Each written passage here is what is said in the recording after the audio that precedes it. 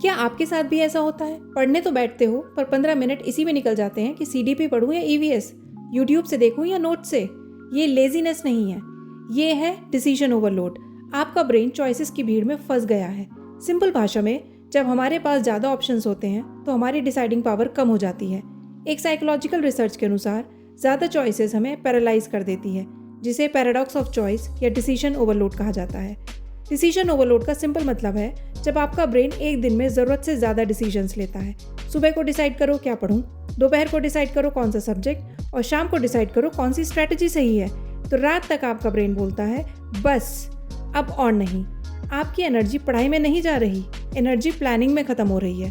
तो result is हम डर के मारे पढ़ाई ही स्किप कर देते हैं।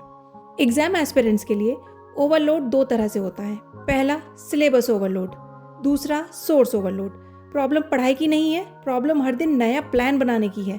हर दिन नई स्ट्रैटेजी, हर दिन नया टीचर, हर दिन नया टाइम टेबल। आप सिलेबस से नहीं, अपनी ही ओवर थिंकिंग से हार रहे हो। इस ओवरलोड को ख़त्म करने का सिर्फ एक रास्ता है, discipline.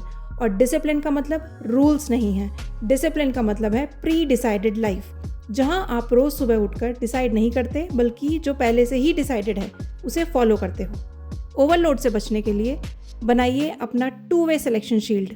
First, the one source rule, एक सब्जेक्ट एक किताब, जब तक वो ख़त्म ना हो दूसरी को हाथ मत लगाओ। And second, the 9 PM protocol, success को ऑटोमेट करो। कल क्या पढ़ना है वो आज रात 9 बजे ही पेपर पर लिख लो। सुबह उठकर सोचना बिल्कुल मना है। टीटी एस्पिरेंट्स डेली टारगेट्स के लिए पाई एक्सीलेंस को फॉलो कर सकते हैं, सो दैट आपकी एनर्जी इंप्लीमेंट करने में लगे, प्लानिंग में नहीं। सक्सेस का रेशो है 20% इन्फॉर्मेशन एंड 80% एग्जीक्यूशन। हम 80% वक्त सिर्फ कंटेंट ढूंढने में ही निकाल देते हैं। हर नए टेलीग्राम ग्रुप से नया PDF डाउनलोड करना बंद कीजिए। ओवरलोड से सिलेक्शन नहीं, सिर्फ कन्फ्यूजन आता है। सो ओवरलोड को डिलीट करो और डूइंग मोड में आओ। याद रखना, एग्जाम्स वो क्रैक नहीं करता जिसके पास सबसे ज़्यादा PDFs हैं, बल्कि वो करता है जिसके पास सबसे ज़्यादा क्लैरिटी है। क्लैरिटी से कॉन्फिडेंस आता है, कॉन्फिडेंस से कंसिस्टेंसी, और कंसिस्टेंसी से सिलेक्शन। कमेंट करके बताइएगा कि आपका अपना रूल ऑफ सिलेक्शन क्या है। सिलेक्शन प्रोटोकॉल के नेक्स्ट एपिसोड में हम उन टॉपर सीक्रेट्स की बात करेंगे जो आपकी रीडिंग को रिटेंशन में बदल देंगे।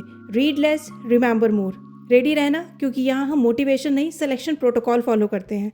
मिलते हैं एपिसोड 3 में, the memory protocol. Till then, be disciplined, be selective and let's excel together with Pi excellence.